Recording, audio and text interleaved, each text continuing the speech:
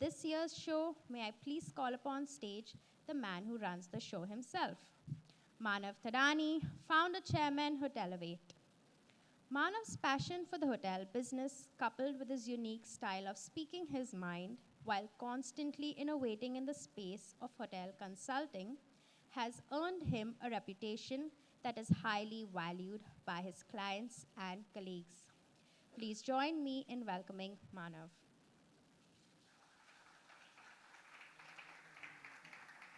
Good afternoon, everyone. Thank you, Trisha.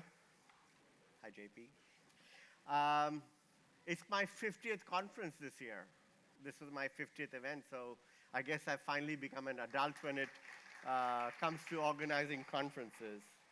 As Trisha said, welcome to the 10th edition of THINC Indonesia. We started in 2013, but then we had, unfortunately, those 3 horrible years with COVID where we couldn't come back. And, we're looking forward to the day-and-a-half program ahead of us. As always, we're grateful to Accor for hosting us. 9 of the 10 events have happened here at this hotel. And what's good about this hotel, you can move back. And, this year we've chosen the beach side. So if you don't like the panelists, you can always look out. And hopefully you'll get better views out there. And I'm also grateful for tonight's evening partners, both the Marriott Hotel and the Sofitel, that is going to be hosting us for the bar hop. So that's going to be good fun and some great networking. Let's see if this works. We have some amazing speakers and delegates who have attended over the past 10 years. Some of you who are in the audience may see your photograph. If not, well, you've not been here enough. But most of you, who keep coming back have probably found yourself out there. It's been I think if I look at, where we are, the blip that happened the last 3 to 4 days, if it hadn't happened, we were picking up a lot more delegates. But we're very happy to say that we still have 185 people coming. We had 2 or 3 pull-outs, but then we've also taken on a few registrations this morning, so I guess it's a moving thing. But what's really interesting for me is that we had a good number of participants from overseas, which has come back to where it used to be.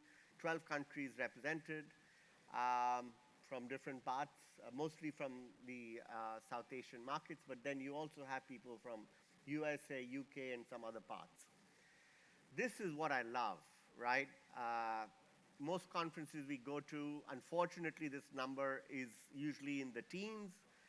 So it's great to come to Bali and where we see a more fair representation of the audience that we have. And what I really also like to see this year was this number, right?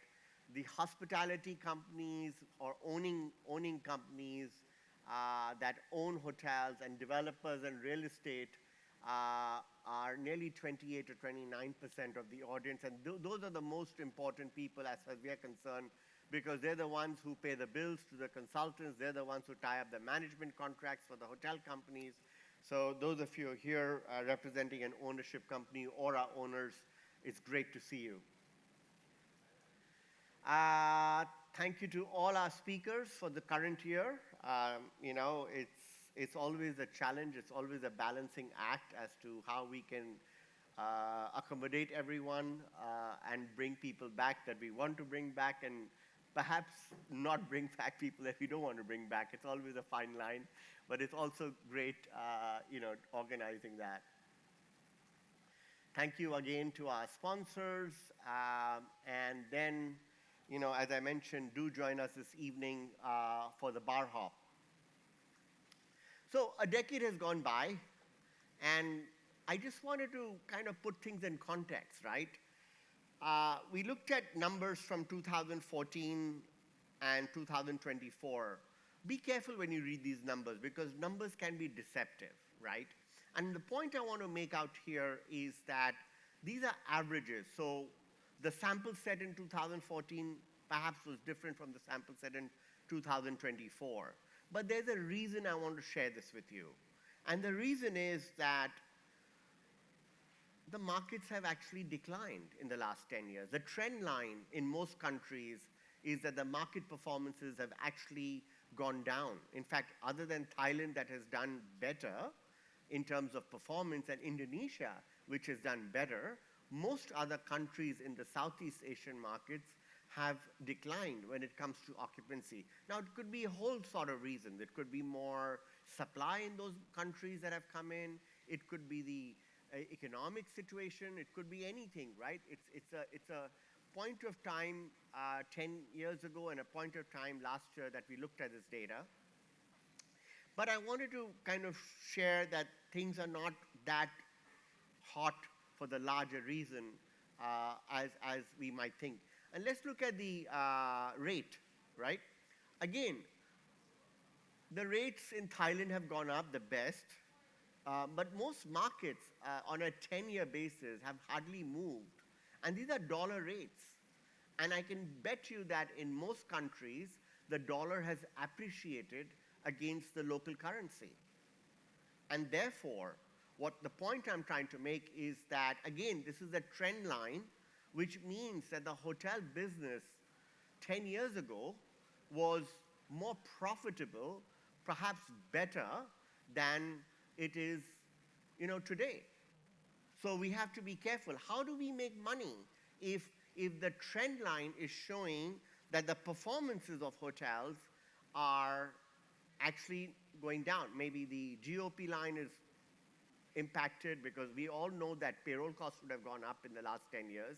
So we're just talking about revenues here, but I'm sure on the expense sides, you've got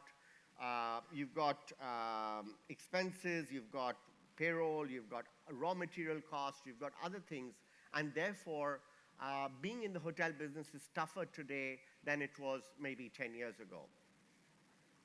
And that's just the RevPAR, right? So in most markets other than Thailand and a little bit of Indonesia, things have actually not necessarily done too well.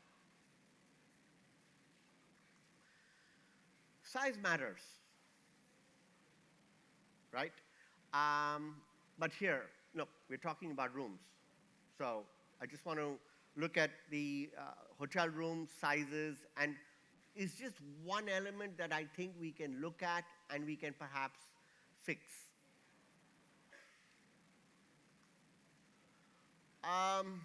As Hotelivate, we collect a lot of data. We obviously are very strong in our home market, which is India or South Asia, where we do a bulk of our work. We've been fairly busy in the Middle East the last year and a half. We are reopening our office in Jakarta. I don't know if Pak Satria is here in the room. He's right there at the back. So with our reopening of our Jakarta office, we hope to be doing a lot more work in Indonesia and the surrounding markets. Therefore, we'll be able to improve. But one of the things we started gathering was market data that we have and correlated with the hotel room sizes that we have. So, is there a correlation? Does it make sense to do what the brands are telling us blindly? Or should we be challenging some of those brands in terms of? So we had some data for Southeast Asia, which hopefully we'll improve upon as time goes by. But look, even for the small data sample that we had, we looked at hotels that had opened before 2000, between 2000 and 2009 and so forth. And we looked at where the hotels are positioned. Look at the average base size. So this actually reads quite well, right? That for us, budget is around 18 square meter rooms.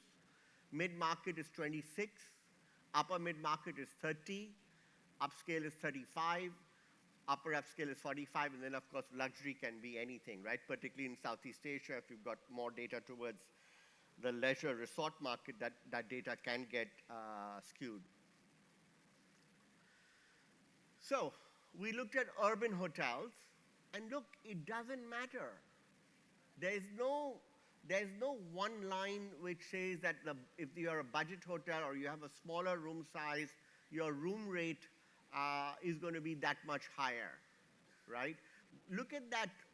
Some of this could be data-led, but in the sample set that we looked at, and by the way, we've looked at a larger sample set for the entire market, which I'm not presenting because it's skewed by data from South Asia and the Middle East.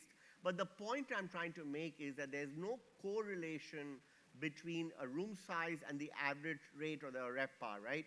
Yes, if you're a luxury hotel, typically you'll have larger rooms. Typically you'll get better room rates. Leisure, it's a lot more pronounced, right? Because there, if you have smaller rooms, you're getting the lowest rate. And as you go little higher and higher, you are getting the better room rates, right?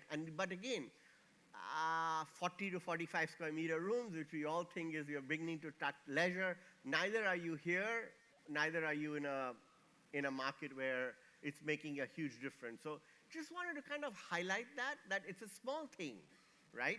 But when you look at the problem that I'm trying to paint here is that in 10 years, revenues have not gone up. There's a challenge in how we can make profits out of the hotel. You need to start seriously thinking at other needles that will move to get you a better return on your investment. And one of the things is to build smarter. Doesn't have to be just the room size. It could be the amount of money we spent inside and so forth. But just wanted to kind of highlight that on this particular thing. So bigger rooms don't necessarily equal bigger profits. Many hotels expect bigger rooms to actually attract more guests, charge higher rates. Not always the case. So we need to be careful, particularly in urban locations and so forth, right? Sometimes smaller are much more efficient spaces and may actually equal or give you a better return on your investment. Again, ADR, RevPAR case also speaking the same language. So what is the sweet spot? Well, actually there is no sweet spot. It really depends on where you are, right? I'll give you a case study, just one. This is a 14 square meter room. I don't know, I'm sorry if the brand person is out here and he can recognize the brand. But this was a 14 square meter room. I know the photograph is deceptive, was charging $19 an average rate. And the same room got converted, but the photograph I could have done better adjusted. Same 14 square meter room, today redone differently, more use of mirror and everything, getting you a rate of $41. This is a true story, right? And this is a portfolio, so it's not even one asset, right? This is a portfolio of assets that got changed hands, got reconverted. You've been able to double the yield. While I'm not showing you the occupancy also went up. The older hotel had around 58, 59% occupancy. The new hotels are running at 67, 69. So there's a 10 to 11% appreciation in the occupancy, but a much double the rate thing, all in a period of 3 years. You may ask, what did we spend? It was around $3,000 a key, which is not bad for a portfolio with these kind of returns, right? So I think it's important sometimes to think out of the box and just not get swayed by, okay, that's the room size, that's what we need to do. I think getting the practical, getting the right interiors and so forth is far more important. So location accessibility plays, an important point. The type of development is important. Who's managing it, who's going to operate it is, I think, critical. And of course, like I kept emphasizing, the design and functionality is far more important than anything else.